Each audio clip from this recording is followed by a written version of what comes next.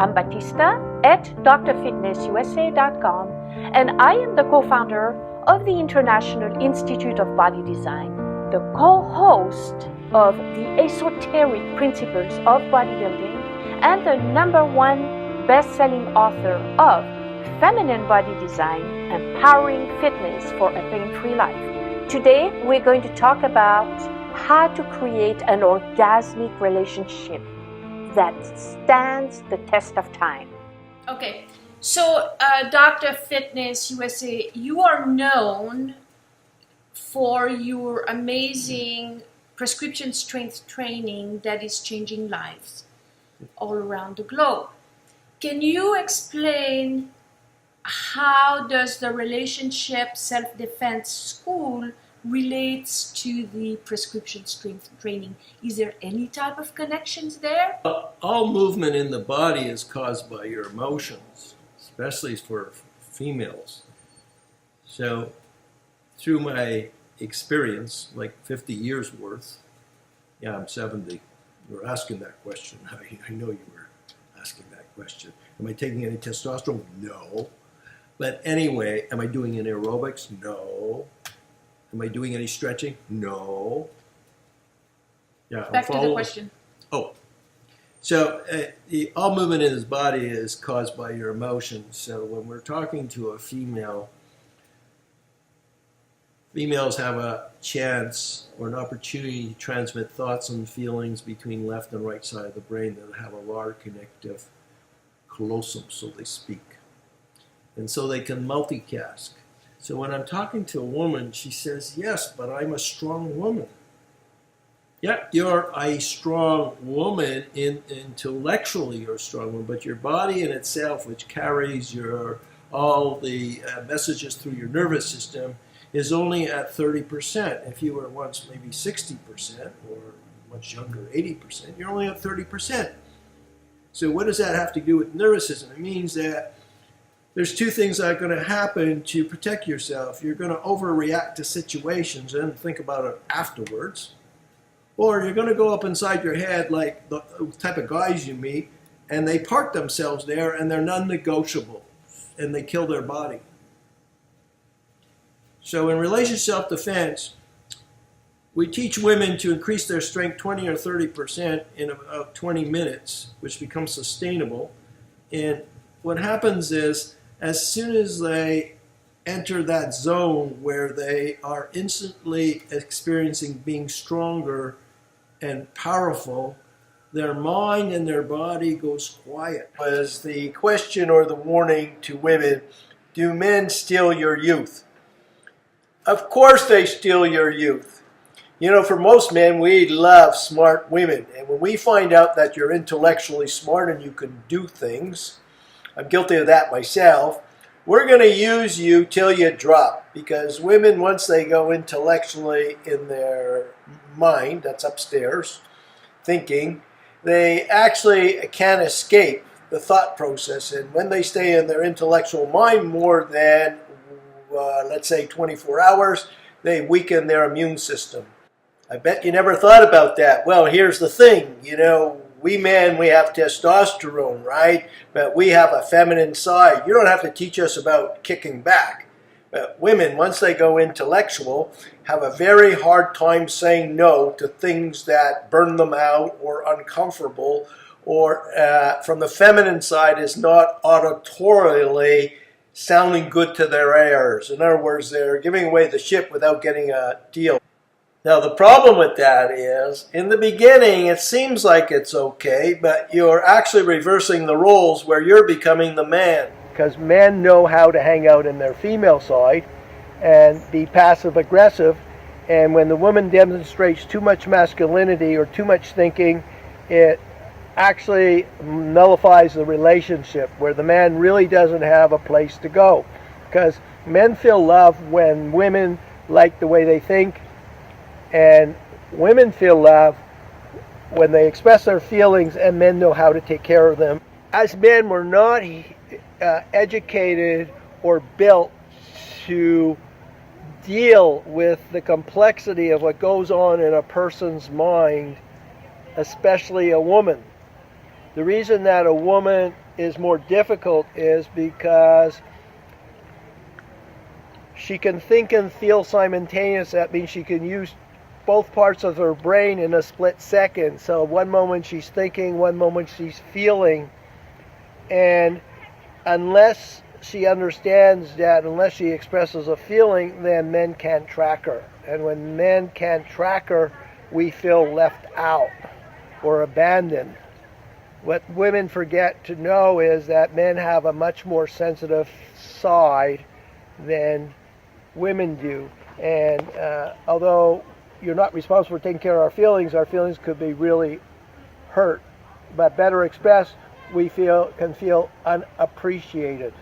So it could be vice versa, but usually men marry for sweetness and sexuality, and women marry for status and security. So when you're getting married, the woman, I'm just giving a scenario that she's in her presentation stage. She's looking good, smelling good, sounding good, and the man is putting his best lion's mane forward as being a good provider or having some status in society. So now they get married. Great. But pretty often when they decide to have children, the man is confused. He doesn't really realize that when he has children, his life is about to change because the energy reverses itself. When she's having the child, we call that labor, and that labor is going to continue for the next 17 years. The reason is because the woman has to give, protect, and take care of the child before the husband. So the husband doesn't realize he's not going to get that attention or sweetness that he experienced before. So a lot of men get very confused. They think they have to make more money to feel loved, and they start to put that attention on outside activities rather than in the house.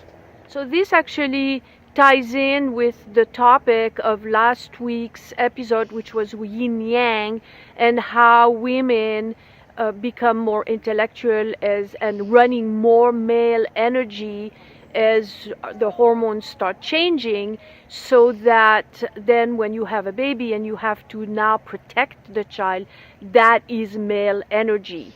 So that is where things can get really out of balance in a relationship, because now it's male, the woman is running now even more male energy. Am I saying that properly? Exactly. So let's look at it. Because women are estrogen-based and they're supposed to be following their feelings, because the way the world works, when women are thinking too much, they think during the daytime, then they go to work. When they're in their intellectual mind 24 hours a day, they weaken their immune system. So now a man gets married, was coming home to his wife, and he's facing a woman that just had a hard day's work, and now she's coming back home and working, taking care of the children. Taking care of the children is also a male activity. A woman has to protect and take care of the children, and that's intellectual work also. Male. Well, giving. It's male energy. Yeah. It's what we call giving. Yeah, she has to give. Male energy is giving, doing. Female is receiving. So absolutely. So the signs of an unhealthy woman is hurrying up, pleasing others, no time, trying harder, trying to be stronger, trying to be perfect. Yeah, there you go. The feminine side of a woman is learning to say no to loved ones in order not to hurt yourself, being able to be receptive, being quiet. Receiving more than giving. Receiving more than giving, absolutely. Because emotion is created by... That's right. Now, most people get in a relationship because they're after some emotion, not another job. True or false? And for most people, it becomes a job. And then many people encourage them to stay with the job, which is a nice thing. But wouldn't it be nicer to have them enjoy the job and not have it feel like a job? And the only way to do that is we've got to rejuvenate the individual. There's nothing worse, nothing on earth, than two emotionally unfit people put together. As time goes on, as their hormones change and they go through life, we men can visually see that the woman is older. And that's from a male's point of view, that's a very frightening experience because we can't do anything about it, and we're certainly not going to say anything about it. But for myself personally, when Baptista goes to the gym, she's working 12, 15 hours a day, and she'll keep on going. But I can see the aging process happening in front of me, and that's pretty frightening. And yet, when she goes to the gym, she comes back 15 or 20 years younger, which is actually astronomical. And she comes out in a better mood. And so I try to talk to men about that, but the men today have become so feminized that it's very difficult to deal with them. You know what? Maybe for a lot of them, if they see their girlfriend or their wife going to the gym, it makes them feel like they need to be going to the gym and they don't want to face that. So they just don't support it. If they're not going, they don't want her to go. Wow. That's possible, especially at the gym. You know, there's guys at the gym, other guys, and people are very insecure. So there's people, it boggles me how insecure so many people are. If you went for the path of least resistance, that's not signing up real well for your ability to transfer that to somebody else. It's up to the woman, it's up to people to ground themselves and to anchor themselves and take care of their own health, because nobody else is going to do it for you. That's the bottom line, right? Because emotion is created by motion. If you use more of what God has given you, you will feel more. But most of us have learned to shrink how we use our bodies in the cultures we live in today. Most people's idea of exercise is fill the tub, pull the plug, and fight the current. People get injured typing today. Ooh, that hurts. Scary. Use your body, you will feel more alive. And the same thing is true with these couples. And when women decide to actually work out, they get caught up in too much publicity, what they see on TV. They focus on weight loss. They don't focus on actually having a better posture, having a way to release stress, which means that as they exercise, their mind goes quiet, they stop thinking, which allows them to rest. So the opposite to that is when they go with a personal trainer, whatever the personal trainer is explaining to you isn't going to happen. The industry is based on confusion, having you come back time and time again and paying money. They're not interested in educating you so you could be sustainable without the trainer. If they were both enrolled in a gym and doing strength training, the woman would be able to release a lot of stress or come out of her intellectual mind and back into her body and go quiet. It allows them to increase their strength, which controls their emotional stress. And it actually, if they're done on a Dr. Fitness USA's program, it quiets their mind. Okay, because the greatest gift a man can give a woman is to see her grow younger as time goes on. And in the same respect, the man that goes to the gym is able to become more manly. The strength training raises their testosterone level. They start to get a sense that they're not getting old and they're in a healthy environment. And that trends into being more patient, kind, and loving, and offer women more gifts. And in both cases, they always love coming back to work out because they learn never to do anything that feels uncomfortable. And then the training brings couple together because you can do your own program independently in the gym, but you're both in an environment that is healthy, and at the end of the workout you come together feeling amazing. Well, it's amazing when you go to the gym. I think male and female should have their own separate programs because you both have different needs. You wouldn't ask the man to step into your high heel shoes, would you? So that's a misconception when couples are trying to do the same routine together. So let's look at the scenario. There's where the couple comes in and they're trying to work out on the same routine together. They have no relationship to each other as far as their body is concerned, but they're trying to do the same routine. So they're trying, in other words, it's Jack and Jill went up the hill and they're trying to get in the same pot of water. Okay? So they're lost. And so, if I'm understanding you, if you are thinking of going to the gym with your significant other, you are not the trainer. You are not the person that needs to be in charge. And in fact, it's a whole different process between what you think you should be doing in the gym or what you and your trainer think you should be doing in the gym.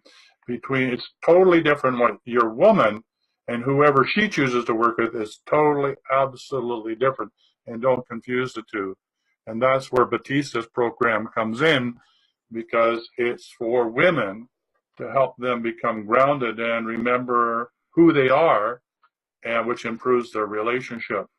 It's just really fascinating. I mean, this is never really talked about in our culture or discussed. I mean, people just go to the gym and they just wheel at it, right? It just like, it's really quite crazy making in the gym. You know, I agree with you. It's like the male is like the peacock standing beside his woman, doesn't want any man to be looking at her and telling her exactly what to do and how to do it. And then he does it, and then he gets her to do it. And, you know, it's just like, it's really strange to watch. Gym together, and then have visualization, and they see that you're taking care of yourself and your shape is getting a little better, or that you can accomplish certain exercises very efficiently.